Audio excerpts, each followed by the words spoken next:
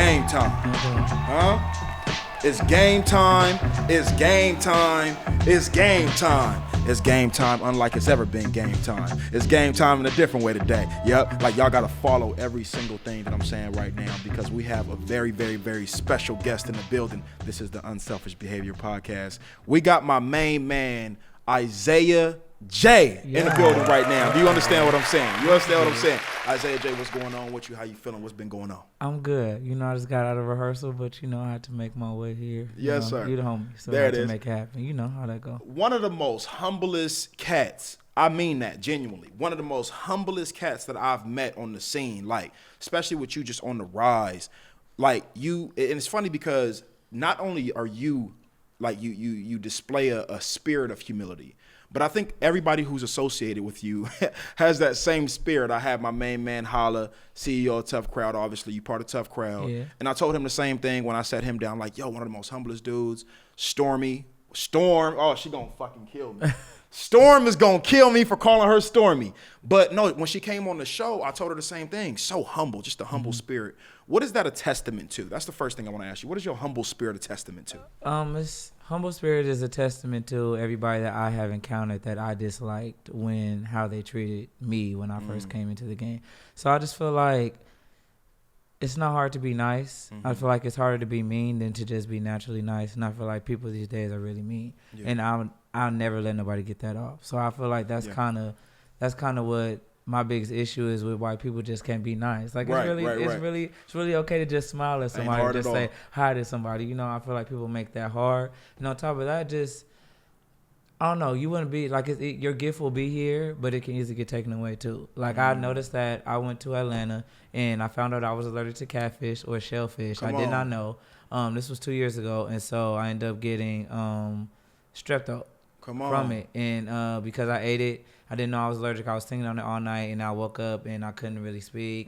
It hurt when I swallowed, all that stuff like that, and I couldn't sing for a week. So every purpose that I went for Atlanta, every purpose why I went to Atlanta, I couldn't do. Wow. And I felt useless. Like I was in the room, I couldn't really speak. I had to use a whiteboard. Wow. I was laying down, and it's just like it showed me like. So I started thinking like plan B, like what else can I do in my life? Because literally it was just kind of like we don't know what's gonna happen with you, da da. Wow. And so like it made me think like it humbled me, even though I am humble. It humbled me even more. Like this can go away like that. Like you'll be nothing, and you gotta start all the way over. Like what school look like, Right, so it's kind of like you gotta be humble in what you do. Like you never know. And so when people are not humble, it just turned me off, and I just be like, I'd rather you stay over there. That's real though. That's kind of me. That's real, and especially what you've been in the music industry as well, which we're gonna jump into.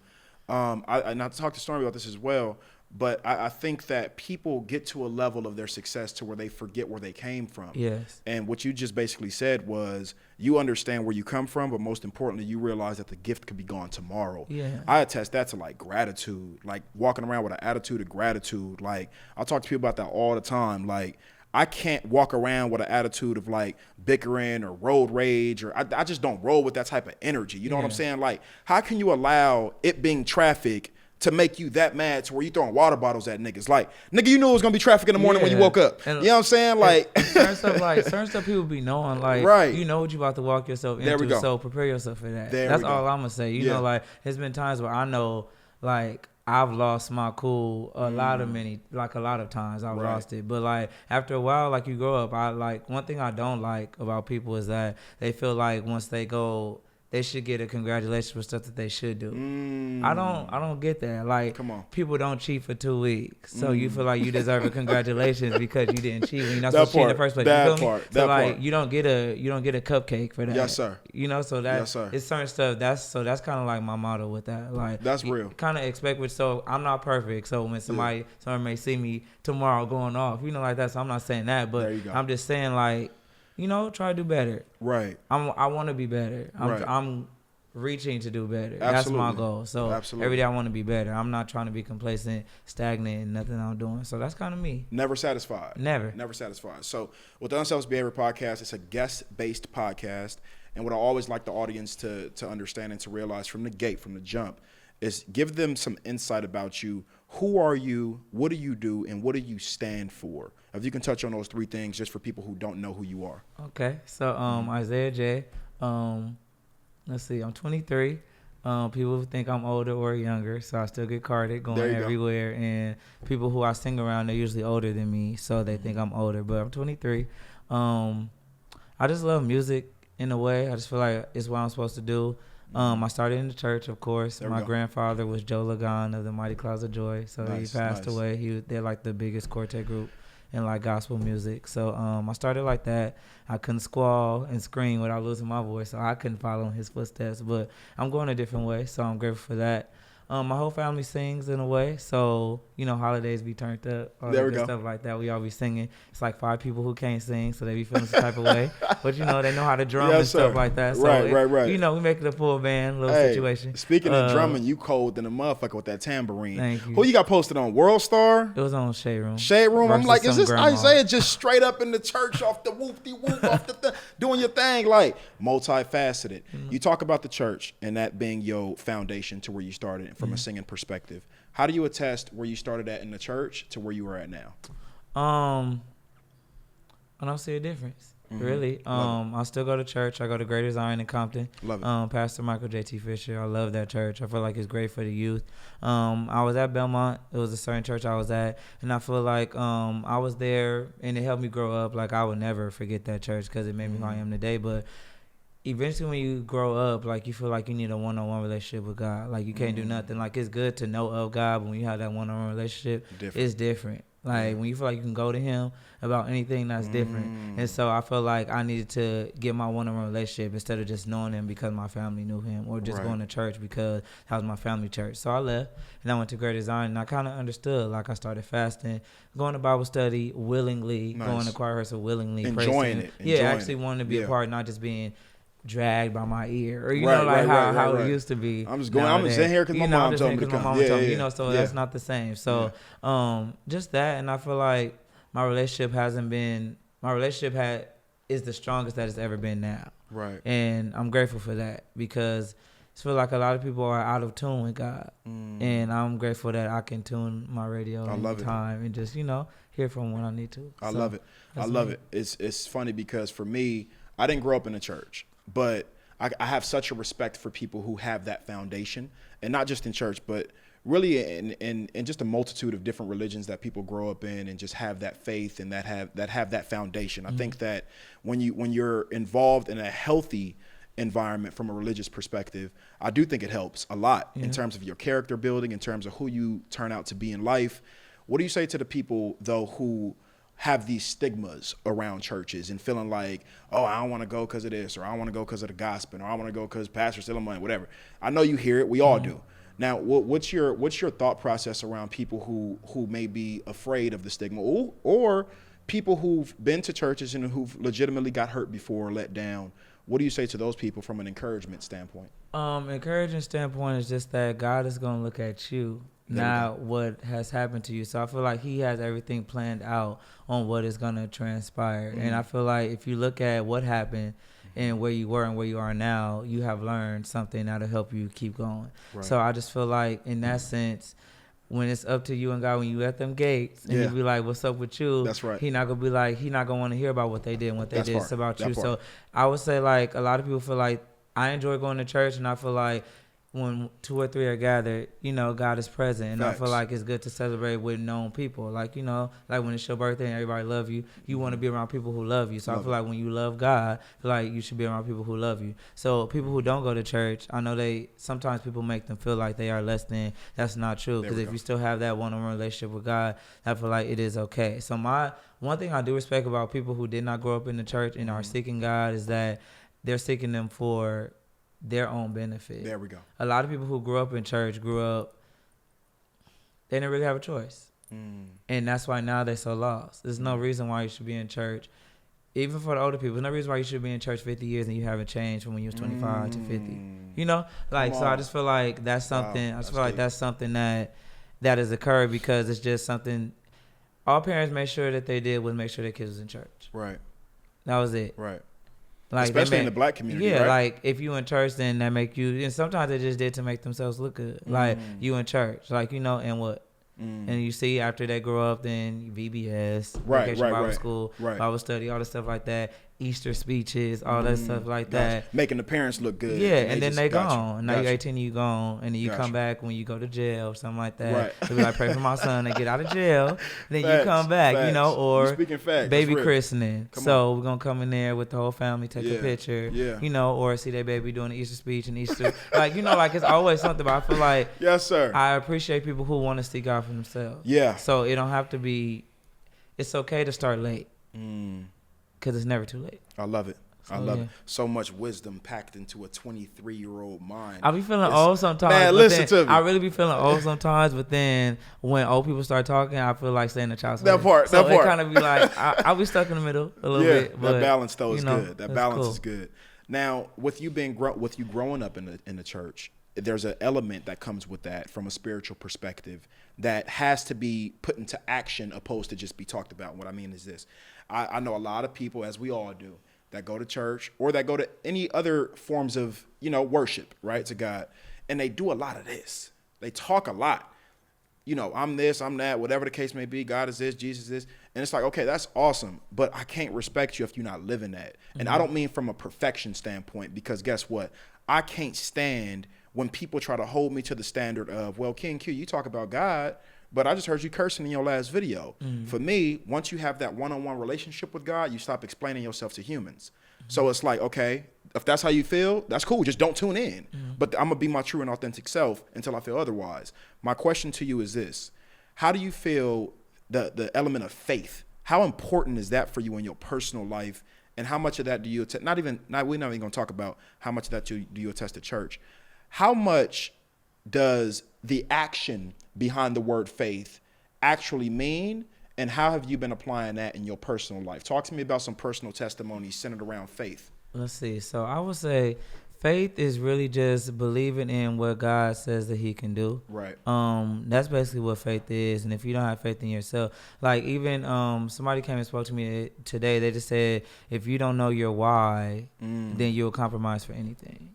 Facts. So if you don't know your why, you'll compromise for anything. So I feel like with faith, like if you have faith in yourself, then you can go a long way. But people can have more faith in you than you have in yourself, because then you're gonna be like a roller coaster. You're not gonna know where you're going. So just having faith and just being safe. Like, so you know how when Nipsey died, I didn't want to come out the house. I live right there, and I was just like, nah, like. So I was in the house for like a week and losing money, just being stupid because I was scared, legitimately afraid. It was just a lot going on. So it's just kind of like, I feel like with faith, like we are gonna struggle with that, because sometimes there are different seasons. So it's a winning season and it's a losing season. So it's a season where God is gonna drag you, and you're gonna have to lose for a little bit just so he can humble you and have you see things that you wouldn't see if you were winning. Absolutely. Because if you win all the time, then you get big headed. Come on. And if you get big headed, then you're Come on, wisdom. If you get big headed, you're a bobblehead. Talk and to then him. you know it's gonna be like that. You're gonna Yes, fall sir. out, Yes, sir. So I just feel like, you know, it's kind of like you. How can I say this? It's hard to put in words. You really just gotta have faith. Even with this audition that I went to, I went on my birthday. They told me the day before my birthday, it was my birthday bring-in. Which audition is this? So I'm in the Kanye Sunday service. You know we're going to jump into I know, it. You know, he's so humble. I'm going to tell that. Boom. Break it down to the people. I'm a part of the Kanye Sunday service. Grateful opportunity just to use my gift to uplift God and just be a part of Kanye's new walk with Christianity.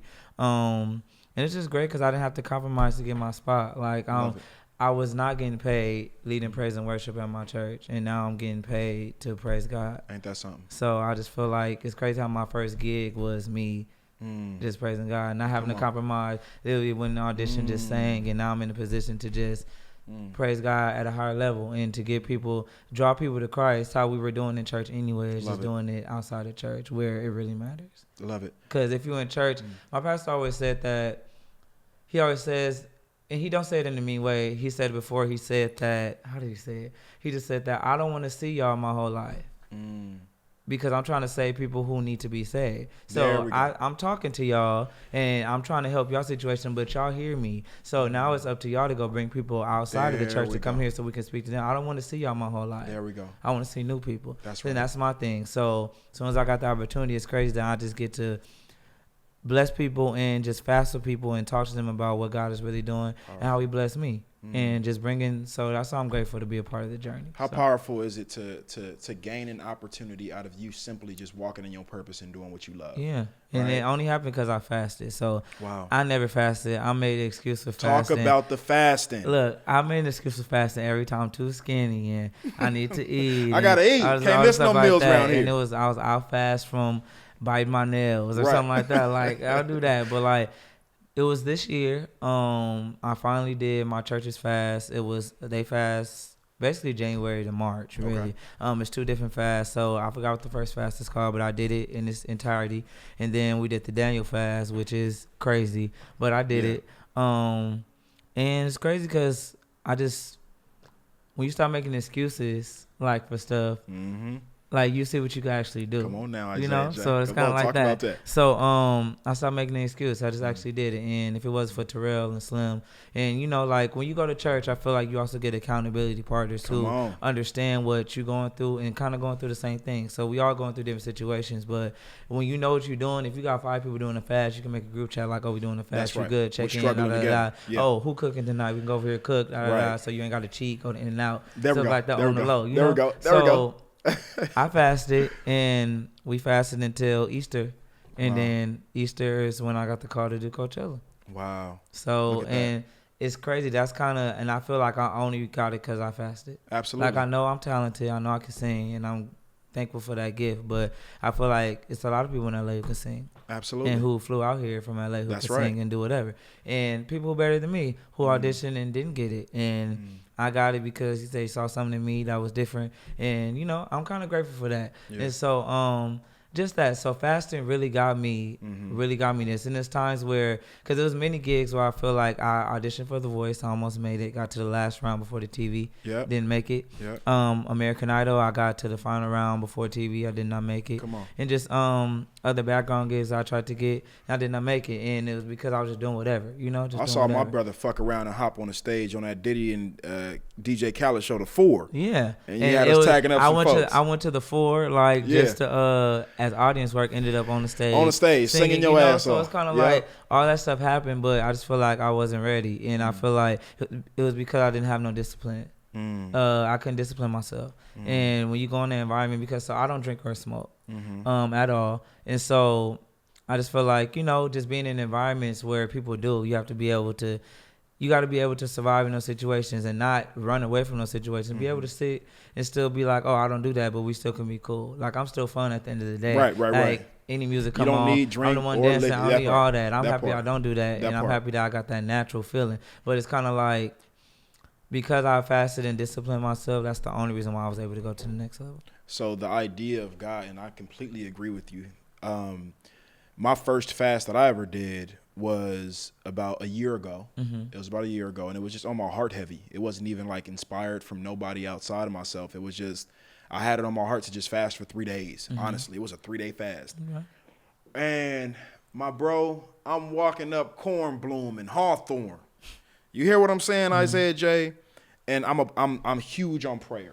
And I'm definitely one of those people that feels as though I have a very, very strong and personal relationship with God, right? And I felt like he's putting it on my spirit for a reason.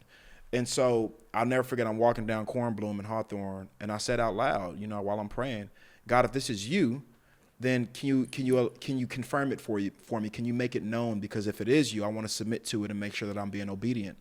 And so that was all I said. I kept walking up Cornbloom. I looked down on the floor, and there's a receipt paper wrapped up with clearly money inside of it.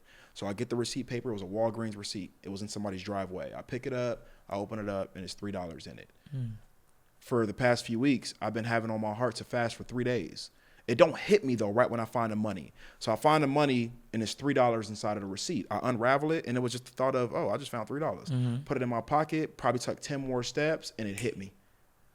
I just asked him to confirm this for me and what's on my heart. And so the first thing I think about is, son, there's a reward for each day that you fast. That's good. 3 days, $3. Do you hear what I'm saying, Isaiah J? Don't add me up. Like, even when I think about it in my mind, it's crazy to me because what happened after this was like, yo, you ever had those moments? I'm sure you have. Those moments where it's like, oh, you real. Yeah, like you showing out. Oh, like you right here, right now. Yeah, like you doing, you doing a lot. And That's I'm okay what I'm with saying. you doing That a part, lot. that part. Yeah. I'm submitting to this feeling. Yeah, I'm submitting to this I get process. you. So I find the money. I immediately, full submission. Thank you. I absolutely will do this. I fast for the next 3 days, which was extremely hard for me. And what I was doing was I was drinking 2 smoothies a day. That's all I was doing. That's all I was doing. No water, no nothing. But to me, that was like, bro, I'm a big boy out here. I'm 240. You know what I'm saying? Like, and to go from eating, like I want to eat and eating whenever I'm hungry to like just straight up, bro, you're going to drink 2 smoothies a day for 24 hours for 3 days. Bro, that was like, I might as well not have been eating. That's how I felt physically, right? And that's just the testament to how the flesh can be so deceiving to us and making us feel like we need things that we actually don't, because clearly I didn't die. Yeah. But in our mind, we like, yo, I'm about to die doing this. So boom, 3 days is over. Mind you, when I did this, I was homeless, Isaiah J. I'm not sure if you know that story, but we'll talk about that on a later date. So I'm homeless around this time. 3 days after the fast, I find my spot where I currently live at now. Boom, approved for it. Same day. Bang, bang. While I go into my crib, Isaiah J, you got to follow me. I go into my crib and I immediately know it's mine. I immediately know this is every single thing that I've been praying for and asking for. Before I applied for it, I dropped down on my knees in that place and I thanked God for it with my daughter. My daughter was with me. I said, baby girl, get down on your knees. We about to pray right now. Boom. And we just gave thanks. We just gave thanks. Thank you, God, so much. Thank you. In Jesus' name. Boom. Got up. I walk out of my crib. I look at my unit number. And guess what unit number it is? 3. 3-day fast, $3 on the floor, unit 3 days after the fast. Can't nobody tell me nothing. Yeah. Can't nobody tell me that wasn't from God. That was not a coincidence. Now, when you think about fasting, you think about the idea of being blessed off of simply allowing yourself to be stripped. How has that been a testament for you in your real life? Like, has there been points in your life to where you felt like I had to be stripped of these people or these relationships or these things in order to get to a certain space? Definitely. I feel like and sometimes I don't like it. At times that's something I'm still dealing with. Just God taking away people that I felt like that I really needed in my life. I feel like I really needed them. Just like the food, right? Yeah, I really need them like to go on. Like, why would you take them away? So my sister and my nephew passed. Was it last year? Last year. Passed last year and shook me up, you know, because then my mama found out she had first stage breast cancer. Wow. So there was all that year. My grandma fell, kind of injured her arm. Like, so for a period of time, like, I felt like my family was untouchable. Nothing was happening to them. Big family. Nothing was really happening. Everybody was cool. Then it just like hit. And it like, it just showed me like something can still happen. Like, you gotta like you under attack. And you got to get yourself together because you got to be the strong one. You're not used to being under attack. So now I have to teach you how to be under attack and how you see how you can come from it. So that was one situation. Another situation was that I was talking to somebody for a minute and God took them away. And I feel like if God didn't take them away, I would have been needy.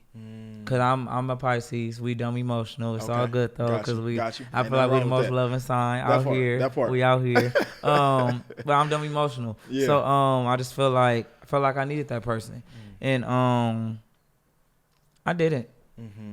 But I wouldn't know that unless I was strict. Come on. You know. And certain stuff you wouldn't know unless it's taken away from you, and it's gonna hurt, and you're not gonna understand it. Like, you gonna miss that feeling. But God will never God will never take away your best. Say that one more time. God will never take away your best. Say it one more time for the people. God will never take away your best. Talk about that. For real. About that. So he'll never take away your best. So if you take something away, he only gonna bless you with something bigger than what it is. So you may not see it now. Like certain stuff like my sister passing, I didn't understand.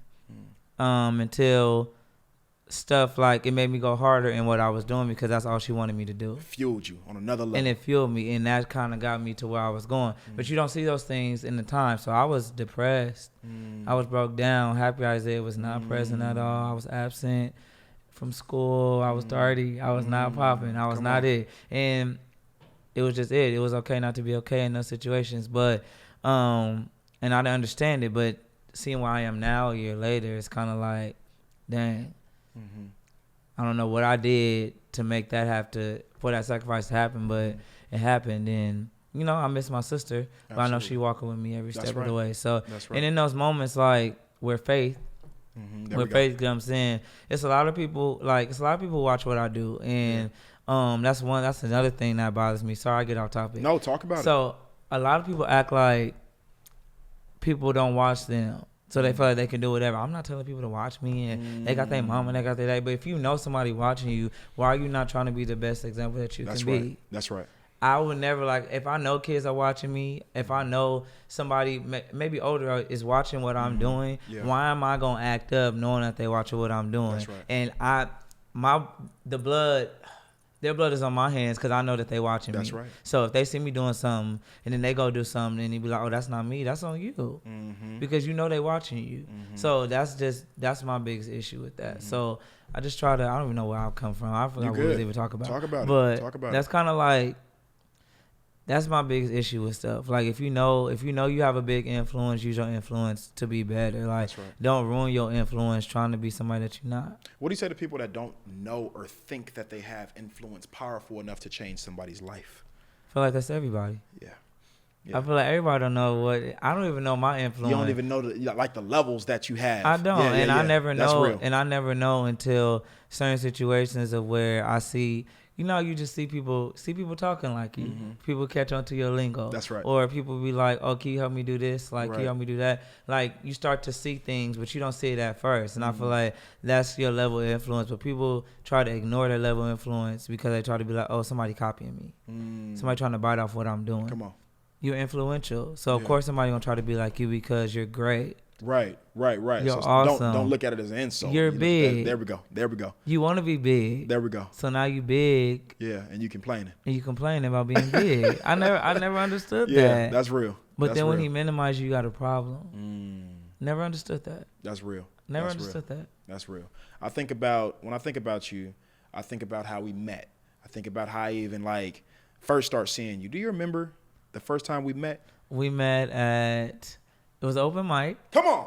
You got off. Yes, sir. You got off. I did my thing. You did. And, being under Holla under Holla, a lot of stuff just really don't impress me when it comes to poetry. Yes, sir. Because that's the motherfucking man. To me, he really that nigga. That to nigga's be the honest. greatest fucking poet of all time. He taught me how to not write on my phone, write in my head. He's helped me a lot in just transitioning into this where I'm at right now. So just being under him, nobody really was impressing me except for La. La speaks volumes? Yes. That's the sis right there. Other than La, nobody. And then I finally heard Just Mike the poet, who was amazing. Mike. Yeah. Phil Burgundy is dope. Phil Burgundy is hard. You're naming all the homies. Yeah, Phil Burgundy is dope.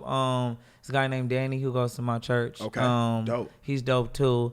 Just lyrics. So just being around Lyrically and just people who who Lyrically is vicious. People who really do this. Yeah. So hearing you, I was kind of oh, it's another one out here. It's another one out here. It's not, let's add them to the list. So that's it's kind of like that. Thank y'all you, on different brother. levels. So it's kind of like that. And so we was at Compton open mic, bro. Yes. And the same night I met you, it's funny, that night was special. That was the first night I ever went to Compton open mic, and it was packed. If you remember. My friend JB. More to JB, doing her motherfucking thing right now. And she will be on this show very soon. More to JB. You look at me right now. I see what you're doing. I see the moves. You'll be on this show very, very soon. I'll be DMing you real quick. But what I'm saying is this. I met you, Put Your Heart in It, Holla, all in the same night, bro.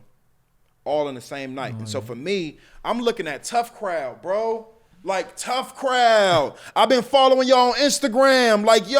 They here, they in the flesh. They deep. They look like the cool kids at school. And they all super talented in their own right. But what I love the most about Tough Crowd is you don't really even know what to call Tough Crowd because they hit you with so many. Y'all hit people with so many different angles, from the plays, through music videos. You got rapping, you got singing, you got you don't even know How big of an impact has being a part of Tough Crowd been on your just overall evolution and growth as an artist and as a creative? I just feel like Tough Crowd is something it's rare. Mm-hmm. Like it's not nobody out here doing that. Yeah. And I just feel like just being a part of a collective where it's at least 27 people who do what you do, or iron sharpens iron. Yep. At the end of the day. So I just feel like with Tough Crowd, it's really a family. I joined. It was crazy. So they had a radio show. We used to have a radio show. Okay. And they invited me to come. First time I couldn't come, and I was like, "Oh, they gonna hate me. They gonna hate me. They gonna hate me," because it was a singers' night, and I didn't go. Yeah. And so I was like, "Can I have another chance, please?" So for real. And so because everybody, so just on Instagram, people either think I'm like so nice, so loving, or they think I'm stuck up. I think you bougie. They always think I'm bougie Look at for no reason. And I get it, but I don't get it. Because you're a fly ass motherfucker and you out here doing your thing. They be trying to trip on you. I get it, but if you just hear me talk and stuff, but maybe the captions, but it just be fun. Yeah, like, the captions, But it really though. just be fun though. I don't be tripping. So people think I'm stuck up. So they thought I was stuck up. Honestly, they did. And so when I came, they saw how cool I was. It was like, oh yeah, you definitely know what down we thought to you earth, was. cool. Yeah. So from there, they invited me to be a part of their I think it was Don't Change the Channel. Okay. Don't Change the Channel show. I did one small part in it. From there they invited me to like this kickball game that they had. And it was just a family. Yeah. Like it was crazy. Like and those kickball games are still going on until this day. Yes. Yeah. Like it was just like family. Like it was family. Yeah. And then I joined when I had a concert for my 20th birthday. And they came deep and did the birthday song and showed up. And they don't even know me like that. Right. They don't. All y'all showed up for me? Yeah, and I was just like, they really rock with me like that. And my parents appreciated that too. My parents big in my life. They so overprotective. I'm the baby. So they still, I'm 23 and they still act like I'm 13. There we go. Mama said you never grow up to me. That part. They was like, we like them. Yeah. I was like, I like them too. So I joined. There we go. So from there, it's just like, it's brought me to a place where I don't just let anybody mishandle me or treat me any kind of way. Because Tough Crowd is the standard. Because Tough Crowd is the standard of how I feel like I should be treated. Because to me, I feel like we famous already. That part. The world just don't know shit. Y'all are. So that's how I feel about Tough Crowd. That's how I feel about myself. That's right. Like I'm already famous. The world just haven't seen me yet. And that's how I walk. And that's how I kind of do my thing. Yeah. Because I feel like eventually God will make a way if it's for me to make that way. And so I don't let nobody else treat me different than how they treat me. Because they show me how I should be handled. People will mishandle you. Absolutely. I won't be mishandled. Isaiah, talk about the mishandling of good people. I won't be mishandled anymore. Come on. I've been mishandled a lot. People don't know. No, for real. Like people don't know. People don't know what you're capable of. People don't know how great you are.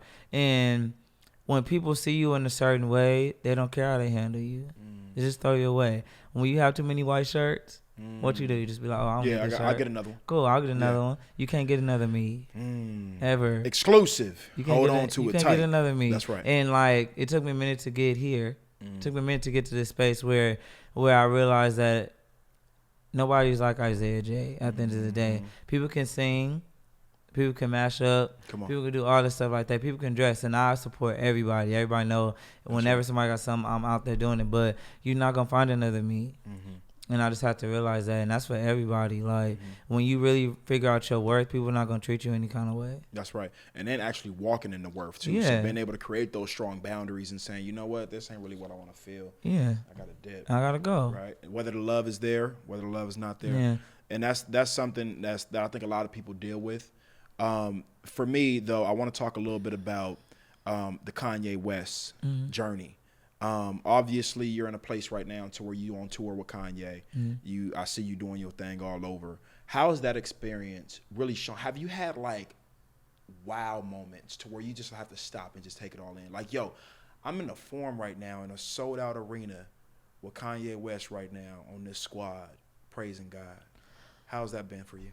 So everybody know I'm the crybaby of the group. Yep. I don't know, when I worship, like the thing I love about it is that it's not like you're free to worship God however you feel like you worship God. So I lift my hand, I fall to my knees, right. I cry whenever I feel like I'm in the presence of God, and I feel like He deserves it. I can be, if my song come on in the club, what I'm gonna do? dance. I'm everywhere. That's all right. around the club. That's right. Jumping, Energizer Give Bunny, God that same all that energy. stuff. So I feel like keep that same energy when it comes to God. So that's what I'm gonna do. Even if I gotta dance, two-step, reject, jerk, Yes, dougie, sir. The whole nine, whatever. cry, all that, whatever it needs to be done, I'm gonna do to praise God. Right. And so every time it's a wow moment because every time you go somewhere else, it's a new experience. You never know who you're touching. Yeah. You never know who you're touching, and you never know when people need you. And I feel like sometimes we get caught up in our needs when we're supposed to be when you're supposed to be trying to bless somebody else. When you're down and when you're not feeling your best, that's when your best work is produced. Right. And people seem to like get coddled in just like their own emotions. Right. And so with the Kanye West experience, I'm just grateful to be a part of his journey of just being a new believer in Christ. I kind of look at it as my pastor once said, like, you eat some bomb food, you find a new spot. How people be trying to hide their food places. They want everybody, yes, or sir. People trying to, where you get this from? I'm not telling you where you eating at. It's my spot. So when you eat some bomb food, you want to let somebody know that you had some bomb food. Yes, sir. He found God. God is bomb to him. That's right. He want to let the world know that God is bomb. And it's just like a regular person finding out God is bomb. You know how when people start in church, and as soon as they get in church, they join every ministry. They might fall off. They don't want to leave. They don't want to leave. Yeah. It's turned up for the first, it's the honeymoon stage. You feel me? That So it's all the good stuff like that. I really believe that he has found God, and he wants to be a new person. Yeah. And I'm just grateful to be backing him in how he's trying to show God to the world. Love it. On a bigger platform. Love it. And as long as I'm able to worship freely, I'm grateful. We're not a cult. I don't play with God. No, I know you don't. I know you don't. Ain't everybody who know me know I don't. That's so why would I be in a cult? That's right. That don't even make no sense. It's a lot of and just conversations as you are aware of, conversations around whether you call it the coach or whatever. People just be stupid. People just come up with anything, but I think that it's important to really talk to somebody who's kind of close to the conversation, that's close to the, whatever the case may be. What are some misconceptions, right? You think about Kanye West, you think the first thing that people think about is a lot of controversy. They think about the MAGA hat. They think about Bush don't like black people. They think about Taylor Swift. They think about him beefing. They think about all things controversial, right? And obviously he's an outspoken person. He really stands for what he believes in. You now being close to the brother and being able to see him operate, what would you say are some misconceptions about Kanye West that the world should know? I feel like one of the biggest misconceptions is just that they act like people can't change. That's right. That's my biggest thing. They act like people can't change. They act like people can't be baptized in a new creature in Christ. I feel like he was baptized and all the old stuff that he did it. Yeah. And he's not saying that he didn't do it. That's right. He did do it. But now he's a new person. That's and right. he's trying to be a new person. So why are y'all making it so hard for me to be a new person? Why do y'all want me to stay negative? That's right. Y'all want me to be wilder now. Try to hold you to your old version. Y'all want me to be yelling on TV. Y'all want to be doing all this Yeah. because it's entertaining to y'all. Y'all don't really care about my personal feelings. Y'all don't know what I'm really going through. Yeah. And that's what people do to you. They don't care. As long as you entertaining for them, they gonna tune in. They paying for pay-per-view. Once you stop giving them that, they gotta actually buy cable. They gotta actually buy Wi-Fi to be able to watch Netflix and Hulu and all that stuff like that. There we go. So once you stop being a energy they supply, they outlet, then they can't charge their phone. They can't get what they need. Facts. So my biggest thing with that is let people change. Yeah. Give people a chance to change. Yeah. Without judgment. Because we all the same. We all want the same. We all want to change, and I just feel like because I'm not saying I'm the closest to him, because I work under him. Of course. But I just know that this is for real. Yeah. And you can feel that energy. You can feel that. Yeah. You don't, all this money that's going out, he's not trying to do this he's not trying to do this for himself. Right. It's a lot of money going to that. Yeah. He's not doing this for himself. Right. He losing. We being honest. Losing bread. We being honest. Yeah. Transparent. Keep it here. This is the Unselfish Behavior Podcast. I don't know who the hell came here and was not honest, but this is what it is right here. Talk to him, Isaiah. If we're being honest, this not benefiting him financially like that. He don't need to do this financially. Well, he don't need to. He was the richest rapper of 2019 Facts. without this. Facts. This came at the end, Facts. Like, he's not, this not that. Mm-hmm. And so, And half the time the services be free. Yeah. They just exclusive because black people and people in general don't know how to act. Right. So no, I'm not bringing you around my wife, my kids, Right. my cousins, Right. and my celebrity friends and Dave Chappelle. I'm not bringing you around them because y'all don't know how to act. Don't know how to act. And all y'all gonna be is this, all this and that. And they'll lose the focus on what it's supposed to be. Yeah, about, like this man is so humble. Yeah. He dressed like us. Yeah. He be hiding. Yeah. Unless his kids running around. He be hiding. Like, That's it's right. just like. That's beautiful. Like, he not trying. Only time you'll see him get the spotlight is if he rapping. Other than that, like, and sometimes he don't even go, like, people be like, where is he? Because people coming for the wrong reasons. That's right. But it's okay. That's right. You're supposed to draw people in. That's and then right. they come and they get what they're supposed to get. That's right. So, that's all it is. I'm grateful to be a part. I don't regret it. I love it. In the end, if it's a problem with it, I don't regret where I'm at right now. That's because I feel like it was God sent. Yep. When it's God sent, you don't have to compromise. And most importantly, when it's God sent, you ain't got to explain yourself to nobody. Exactly. If you don't get it, you just ain't gonna get it. I stopped explaining myself to people. I feel That's like right. You don't need to. Just in general with people, I don't argue or talk to people.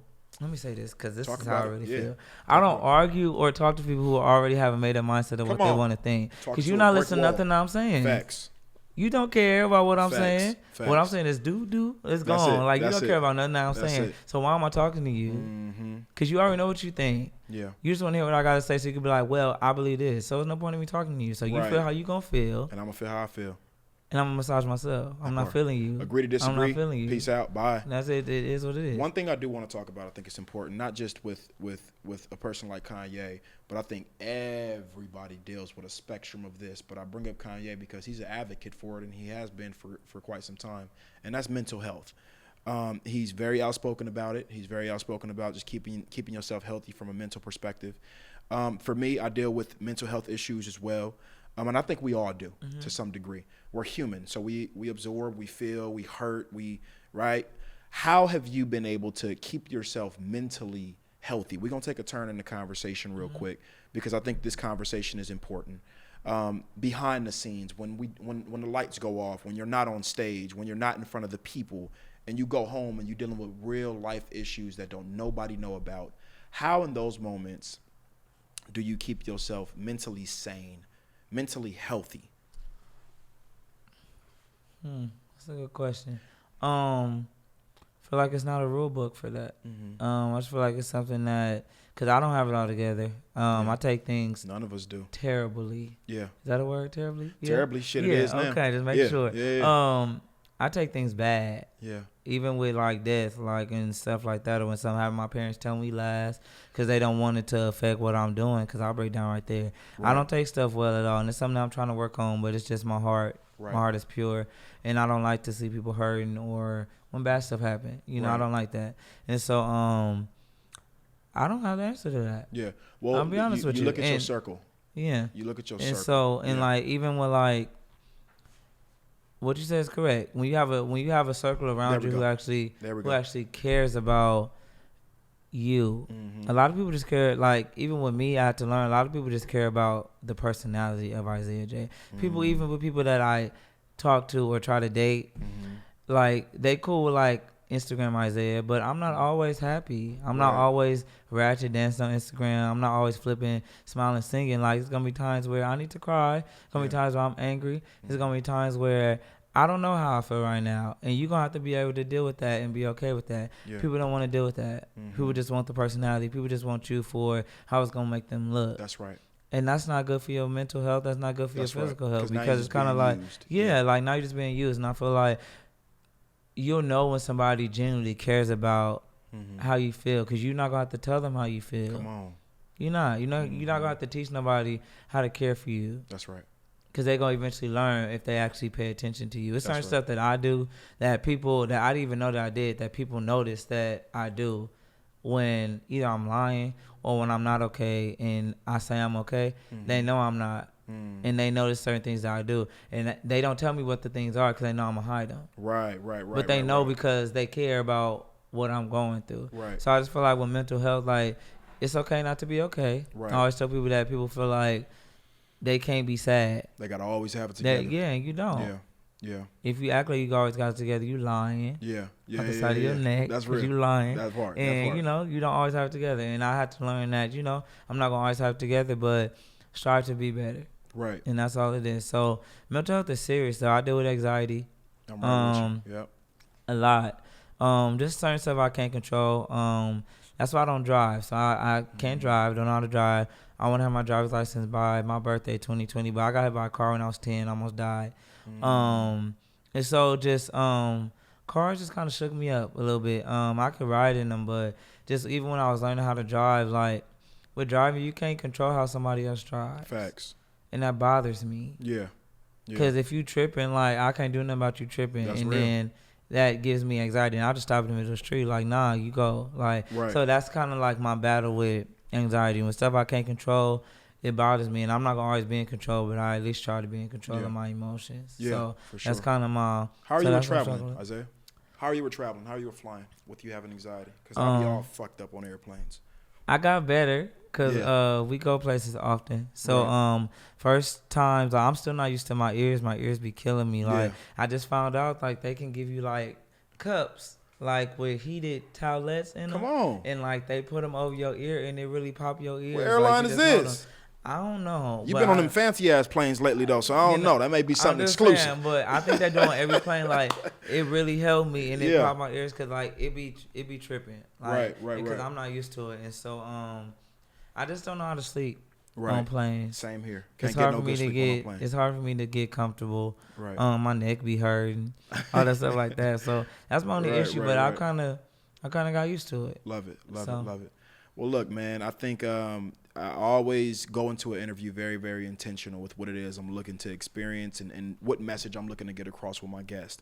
And with you, one of the main topics that I wanted to get across was centered around faith. And I talked to my girl about this before we got here. Isaiah J., one of the first things that I think about when I think about this brother is his faith in God. And I think that you gave people a great inside look on what that looks like in your life. And I think we're going to inspire a lot of people with this episode. Before we end out every single episode of the Unselfish Behavior Podcast, first and foremost, I got to thank my brother for coming through. Oh, my man just got out of a rehearsal. He actually came. We had a guest booked, and my man canceled on me 2 hours before. And so I had to hit up Isaiah, yo, real quick. Yo, my man, you trying to come on? And so you came through. You stopped what you was doing. I just want to make it clear. I will never take that for granted. I'll never forget that as well, bro. So thank you so much. Welcome. I thank you, bro. And so I always like to encourage my guests to get to take out the audience with what we call here an unselfish message. That's right. An unselfish message. What is your unselfish message that you want the audience? You're going to look at your camera right here. What do you want the audience to know? What do you want them to focus on? It could be whatever it is. Any message that Isaiah J. got on his heart, go ahead and share it with the people. Unselfish message is really off the hey, we right here. Off the fly. We right here. All I would say is that find who you are. That's kind of my unselfish message. Find who you are and just be okay with that. I just feel like we try to conform and we try to make ourselves be more like what we see, and I feel like we try to make ourselves be more like what we hear. And some people may not understand your anointing or what you have on you because that's not their path or their goal. And so people will detour you from what you want to do or what you're supposed to be doing because they don't understand it. So find you. A lot of times, even with me, people are like, where's your music at? I didn't know who I was. I know I could sing, but like when I performed, I was doing music. Like people was trying to make me Bryson Tiller or Chris Brown. They're already out, so I'm not gonna last. That's the reason why people don't last now. Everybody sound like everybody else. Everybody just up there with a guitar, don't move, just do whatever. I'm not trying to be that. So I just feel like once you kind of figure out who you are, you can go a long way, and people appreciate you for being you. Like just the way I talk fast and how I say certain stuff, just the way I sing. Like people know when I sing, they know I'm singing. Like because I found who I am, and it's not easy at all. I struggle with who I am at times and just being okay with what I wear because I want to dress different and how people, people gonna stare at you because you're different. So that's my pet peeve, people staring. But once you're different, like of course people gonna look at you like what you got on because you don't look like everybody else. So it's just something that you gotta learn. You never gonna know what you can do or learn unless you do it. So you don't know what's gonna bother you. You're not gonna know what trigger you. You're not gonna know what you can and cannot do until you do it and figure out. So that's my unselfish message, if it makes sense. Look, man. Hey, I think my man nailed it. Thank you so much. No problem. It has been an absolute pleasure, my brother. This will not be the first, last, in between, whatever the hell you want to call it. We will be working soon. We will be talking again soon. We will be checking in with you. Thank you so much, brother. It was an honor to have you in the building.